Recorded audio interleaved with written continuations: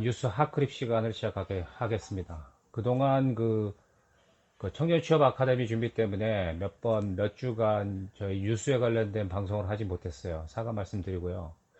오늘 그 핫클립 시간은 최근에 뭐 항공이든 해운, 뭐 하다못해 심지어 TSR, TCR을 포함한 철도 운임까지도 급상승 중인 상황에서 해상 운임에 대한 이야기를 좀 해볼까 해요. 지난달이죠.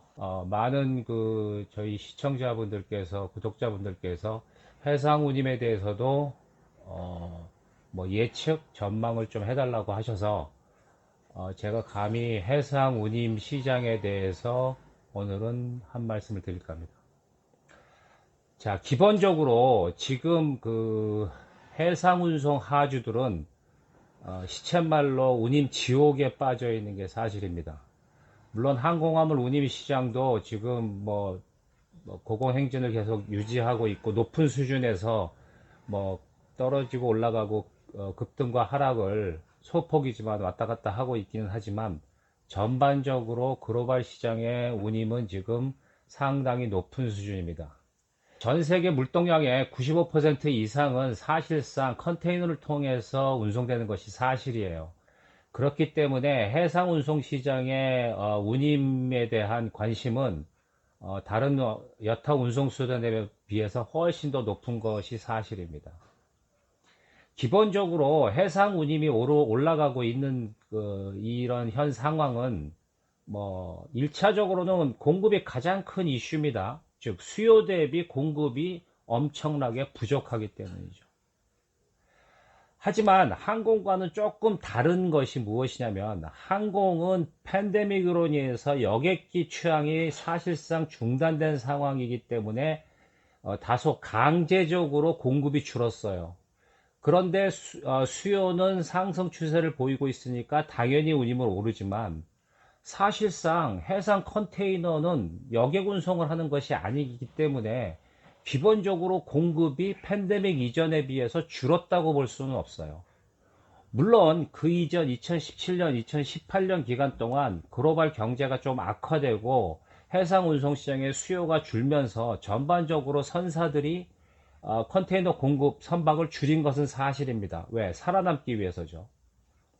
거기에 이제 기름을 부은 것이 알고 계시다시피 우리 한진해운이 뭐 파산된 겁니다. 하지만 그럼에도 불구하고 팬데믹 시장이 접어들면서 해상운송 시장의 공급은 수요가 너무 많이 늘었기 때문에 기존의 공급으로 커버를 할 수 없는 지경까지 이르렀습니다. 당연히 운임은 오른 거죠. 문제는 항공운송 시장이나 철도운송 시장과 달리 해상운송 시장의 운임 상승은 사실상 전 모든 교역 노선에서 동시다발적으로 나타나고 있다는 사실입니다. 해서 지금의 높은 해상 운임 수준에도 불구하고 5월달이 지나서 6월 초에 이르자 글로벌 해상 운송 시장 전문가들이 뭐라고 얘기하냐면 지금 해상 운송 시장에서 얘기하는 운임 수준은 사실상 운임의 폭풍은 아직 시작도 하기 이전이라고 얘기합니다. 저희 카고프레스에서 이번 6월호에 커버스토리로 관련된 기사를 게재했습니다. 시간 나시면 한번 그 책도 읽어보시고요. 그 기사도 읽어보시고요. 제일 중요한 것은 뭐냐면 1분기가 지나서 지금 2분기의 마지막 달에 온 6월 많은 글로벌 전문가들이 성수기가 조만간 닥치기 이전까지도 해상운임은 계속 올라갈 거고 결국 성수기에 다가들어서는 더더욱 더 올라갈 것이다. 즉 6월부터 해상운임 시장은 이제부터 고공행진을 막 시작한 셈이다. 이렇게 분석을 내놓고 있어요. 상황이 이렇게 되니까 심지어 선진국에 있는 많은 절대적인 힘을 갖고 있는 우리로 말하면 이제 하주협회 같은 데죠. 예. 많은 쉬퍼에 관련된 단체들이 정부를 향해서 직접적으로 이야기합니다. 이거 정부가 개입해야 되는 거 아니야? 이거 너무 올라도 너무 올랐잖아. 라고 얘기합니다. 그런데 최근에 미 FMC 의장이 인터뷰를 통해서 이렇게 얘기했죠. 현재 해상운임 시장이 올라가는 이유는 특별히 어떤 선사들이 시장을 왜곡시키거나 조작하거나 기타 다른 불가항력적인 이유로 인해서 운임이 올라가는 것이 아니라 말 그대로 수요 공급의 원칙에 의해서 운임이 고공행진이기 때문에 이를 두고 정부 차원에서 시장 가격에 개입할 수 있는 방법은 현재로서는 없고 생각하고 있지 않다라고 단언해 버립니다. 하주들은 점점 암울할 뿐입니다. 깝깝한 거죠. 자, 그러면 잠깐 그 시장 수치, 운임 지수를 한번 보도록 하겠습니다. 뭐 전 세계 컨테이너 운임 지수는 뭐 상하이 뭐 벌크 운임 지수부터 시작해서 뭐 닝보 운임 지수, 뭐 발틱 운임 지수 여러 가지가 있습니다만 기본적으로 최근에는 FBI가 좋아요. 뭐 발틱 운임 지수라고 얘기하는 이 운임 지수를 두고 많은 그 운임 시장 전문가들은 뭐라고 얘기하냐면 일반적으로 해상 운임 지수는 연간 세 자릿수 정도의 상승과 하락을 반복하는 것이 통상적인 상황이라고 이야기합니다. 그렇다면 2019년에서 2020년 팬데믹을 거치면서 지금의 컨테이너 운임 지수를 보면 사실상 운임 지수를 기준으로 해서는 정점을 찍었다고 봐야 됩니다. 더 이상 올라가서는 안 된다는 거죠. 이론적으로. 심지어 지난해 그 해상운임의 수십 년 노하우를 갖고 있는 전문가들은 뭐라고 얘기하냐면 팬데믹 때문에 나타난 현상이야. 아시아 미주가 40피트 기준으로 4,000달러 이상은 절대 넘어갈 수 없어. 그것이 넘어간다면 그건 말이 안 돼. 라고 단언했습니다. 물론 아시아 미주 구간의 40피트당 4,000달러는 상당히 높은 수준이었죠. 팬데믹 이전 상황과 비교하면 엄청나게 오른 수준입니다. 그렇기 때문에 4,000달러를 넘어갈 거라고는 상상도 하지 못했어요. 심지어 전문가들조차도요. 하지만 지금 여러분도 아시다시피 아시아발 미주의 운임지수 40피트 기준이 얼마 나와요? 8,000달러가 나와요. 미서한 아시아발 미서한은 8,000달러, 동안은 10,000달러 수준까지도 나와요. 시장 현실 가격이 그렇습니다. 왜요? 하주들이 이른바 프리미엄 가격을 지불하면서 물건을 운송하기 때문입니다. 실제적인 운임지수를 한번 봅시다. 5월 말 기준 FBI 발틱 운임지수는 미 서한이 5,000달러, 동안은 6,000달러 정도를 찍었어요. 그것도 1일이나 또는 주간 기준으로 등락폭이 커가지고 뭐 4,000달러 올라갔다가 내려가고 그래서 정확하게 일률적으로 흐른 건 아닙니다만 당초 전문가들은 5월 운임지수의 상한선을 미 서한 4,000, 동안 5,000 수준으로 봤어요. 그런데 FBI 기준으로도 1,000달러가 넘어선 거죠. 한 달 만에 전문가들의 예상이 보기 좋게 빗나갔습니다. 그럼 왜 이렇게 그 전문가들의 그 전망이 벗어났냐? 뭐 여러 가지 문제가 있겠습니다만 일단 지수, 인덱스에 대한 문제점이 있어요. 사실상 5천에서 6,000달러 아시아 미주 기준입니다. 메인 교역로이기 때문에 이것이 시장 현실가냐? 그렇진 않습니다. 왜? 시장에서는 하주들이 실질적으로 자기들이 원하는 시간에 컨테이너를 싣기 위해서는 이른바 프리미엄 운임을 내야 돼요. 관행이 아니라 그거를 하지 않을 수 없게끔 만드는 것이 지금 시장 환경이란 얘기죠. 즉 컨테이너든 장비 확보에 문제가 생겨요. 그리고 롤오버, 뭐 항공 쪽으로 얘기하면 말 그대로 이제 드랍, 미싱이 떨어뜨리는 거죠. 물건이 오버부킹 됐기 때문에. 뭐 이것이 되지 않게 하기 위해서는 선사들한테 프리미엄 운임을 내야 돼요. 그렇게 되면 그 프리미엄 운임은 이른바 지수가 반영하는 시장 현실가보다 한 3,000달러 정도는 추가로 지불해야 된다는 겁니다. 지난주 외신에서 제가 들었습니다만 한 베트남에서 미국으로 물건을 보낸 하주가 미국의 40부티당 컨테이너 운임을 19,000달러를 지불했다는 소문까지 돌았어요. 아주 난리가 난 거죠. 그만큼 급한 물건은 어쩔 수 없다는 얘기입니다. 그러니까 운임 지수가 지금 서한 5,000달러, 동안 6,000달러라고 하는 것도 실질적인 시장 현실을 전혀 반영하지 못하고 있다는 거죠. 예전에 프리미엄 운임은 기본 시장 가격에 의해서 건별 또는 케이스 바이 케이스로 해서 뭐 몇백 달러를 추가로 더 주는 거에 불과했어요. 그러니까 시장 동향을 설명하는데 크게 문제가 되지 않았습니다만 지금은 아까도 말씀드렸듯이 프리미엄 운임이라는 것이 보통 3,000달러에서 4,000달러 이상을 추가로 더 내야 되니까 시장 현실과는 완전히 괴리가 있다는 거죠. 그러니까 비현실적이라는 이야기가 나오는 겁니다. 하주들 입장에선 그렇습니다. 해상 운임이 이렇게 상승하는 가장 근본적인 원인은 뭐 기본적으로 수요가 문제예요. 특히 미국의 수입 수요가 좀처럼 줄지를 않아요.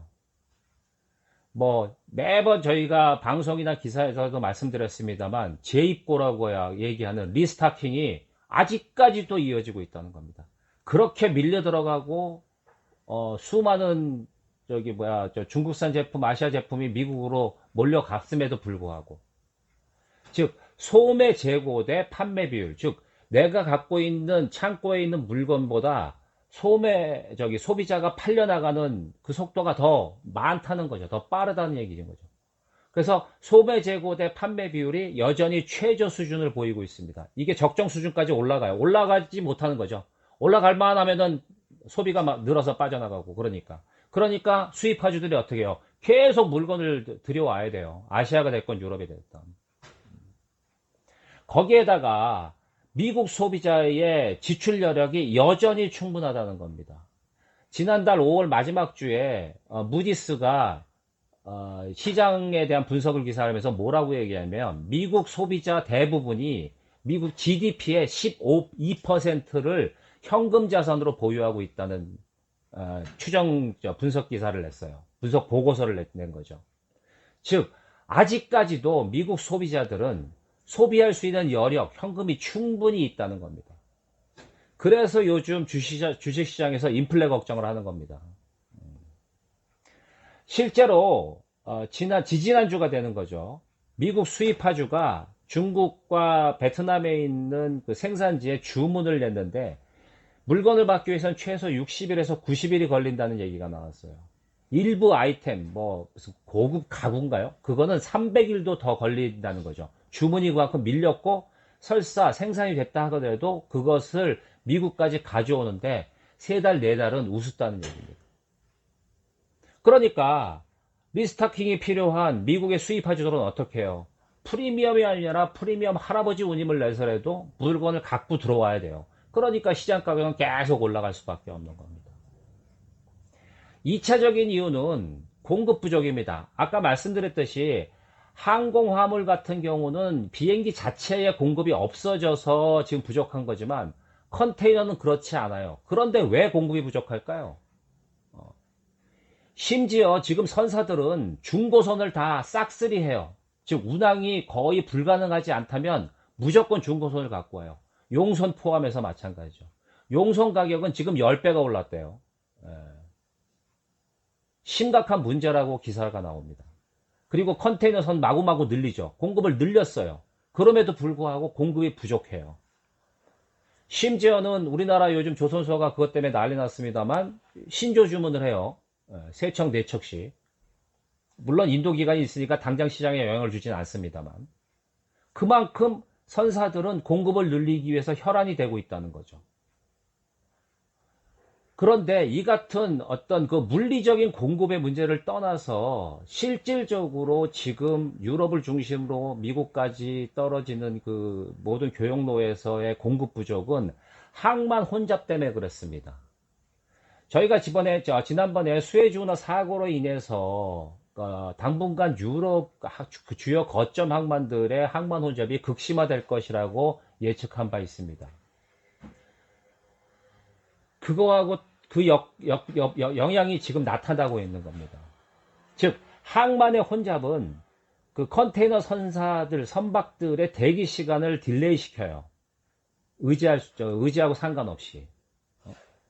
그것은 또 동시에 선박들이 딜레이가 되면서 항만이 혼잡하다 보니까 컨테이너를 포함한 장비 수급이 제대로 안 돌아가요. 수입하주들이 받아가지고 반납을 안 한다는 얘기죠.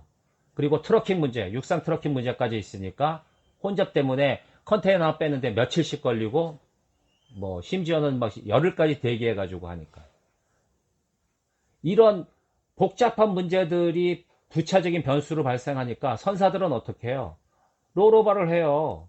약속된 컨테이너를 실지 않고 떨구고 그냥 그 항만을 기피하는 현상이 나는 거죠. 그리고 여러분들이 아는 브랭크 세일이라는 빈 항해라는 거를 늘려나가요. 그럴 수밖에 없어요. 왜? 트랜짓 타임을 약속할 수 없으니까. 그걸 지켜야 되잖아요, 선사는. 아무리 컨테이너 선신이 바다로 가서 뭐 15일, 30일, 60일이 걸린다고 하더라도 플러스 마이너스 4, 5일 선에서 약속된 스케줄을 지켜야 되는데 지금의 항만 혼잡은 그거를 불가능하게 만들어요. 선박을 컨테이너를 필요로 한 하주들의 수요는 늘어난 상황에서 수요 공급이 더 안 맞는 거죠. 그러니까 어떻게 해요? 프리미엄을 달라고 하면 줘요. 그러니까 운임이 올라갈 수밖에 없어요. 당연히 올라가는 거죠. 그리고 예기치 않은 변수들이 막 나죠. 인도의 뭐 코로나 확산, 뭐 그리고 중국 몇몇 항구가 혼잡도에 의해서 항만을 일시 폐쇄하고, 뭐 환경적인 요인, 날씨 때문에 폐쇄하고. 그러니까 선사들은 기본적으로 운항 신뢰도, 즉 스케줄링을 맞춰야 되는 것이 필요해요. 중요한 거거든요. 그러니까 수해주나 사고로 적체됐던 그 항공 스케줄을 다시 원상복귀 시키기 위해서 주요 거점 항만들의 기항, 포트콜링을 아예 캔슬해 버립니다. 그러니까 공급이 더 부족하는 악순환이 계속 일어나는 거예요. 그래서 이 같은 운임이 그러면 어떻게 될 것이냐. 전문가들이 얘기하는 건 그거예요. 야, 이거는 해결될 수 없어. 저기 3분기를 지나고 나면 곧바로 우리 또 연말 성수기가 돌아가요. 그러면 지금보다 수요는 더 늘어날 거라고 보는 거죠. 그래서 일부 전문가들은 이건 내년 초까지 간다라고 예상하는 사람들도 있습니다. 더욱 중요한 것은 다른 운송 대체 수단이 이 많은 수요를 커버해 주지 못해요. 항공 운송도 마찬가지고 철도 운송도 마찬가지입니다. 특히 항공화물 시장은 지금 해상에서 몰려드는 모달 시프트로 인해서 수요가 더 늘어나고 있어요. 당초 항공화물 시장은 상반기 정도까지는 운임이 고공행진이 되겠지만 하반기에 접어들어 3분기에서 4분기 성수기 오기 전까지는 하향 안정화될 거라고 예상됐는데 지금은 해상 운송의 그 혼잡과 운임 상승으로 인한 문제로 모달 시프트가 일어나니까 항공화물 운임도 마찬가지로 2차적인 상승 압박을 받고 있어요. 그래서 연말까지 항공화물 운임조차도 계속 오를 거라는 전망이 서서히 고개를 들고 있는 겁니다. 항공운송은 저번에도 일부 말씀드렸습니다만 해상 운송에서 넘어오는 모달 시프트가 아니더라도 지금 수요가 차고 넘쳐요. 안정적이긴 하지만 계속 늘어나요. 거기다가 전자상거래 물량이 있어요. 전자상거래 물량은 미국 소비 수요하고도 맞닥뜨리는 부분이기 때문에 그거는 계속 상승할 수밖에 없는 상황입니다. 거기다 또 절대적인 어떤 이슈가 하나 있죠. 반도체입니다. 자동차용 반도체. 최근 항공화물 수요가 유럽 시장은 조금 마이너스, 즉 하락했어요. 이유가 뭐냐면 반도체 수요가 확 들어왔다가 순간적으로 없어졌기 때문이에요. 상품 자체가 없으니까. 그런데 지금 지난주부터 서서히 주요 그 자동차 메이커들이 공장 가동을 재개한다는 소식이 들려와요. 그건 뭐예요? 자동차 반도체가 어찌어찌 해서 이제 생산량을 늘려가지고 아직 만족할 만한 수준은 아닙니다만 이동 수요가 나왔다는 얘기죠. 그거 뭘로 가요? 항공으로 가요. 지금 해상 운송으로 갈 수 있는 방법이 없어요. 그러니까 이 반도체를 포함한 반도체 수요까지도 항공 시장으로 몰려들고 있죠. 서서히 확산될 겁니다. 3분기까지. 그러니까 항공도 난리죠. 운임도 매일 높아요. 항공, 해상 다 올라요. 하주들은 선택의 여지가 없는 겁니다. 해서 결론적으로 해상 운임은 연말까지는 지금보다 올라가면 올라갔지 절대 내려가지 않을 거라고 보는 것이 정설입니다. 일부에서도 이런 얘기도 해요. 항공화물 시장은 이제 여기 백신 접종이 늘었기 때문에 여행 수요도 늘어나서 서서히 벨리 공급이 늘어날 거야. 그러면 안정화되지 않을까? 일정 부분 동의합니다. 생각보다 빠르게 그 여객 수요를 위한 그 여객기 운항이 확산되고 늘어날 거예요. 그렇지만 설사 그것이 늘어난다고 하더라도 지금 현재 항공화물 시장에 공급에 영향을 줄 만큼 늘어나기에는 여전히 1년 이상이 걸릴 거라고 보는 겁니다. 가능성은 있는 거죠. 벨리 공급이 생각보다 빠르게 늘어날 것이긴 합니다만 그것이 시장 공급에 미치는 영향은 여전히 미진할 것입니다.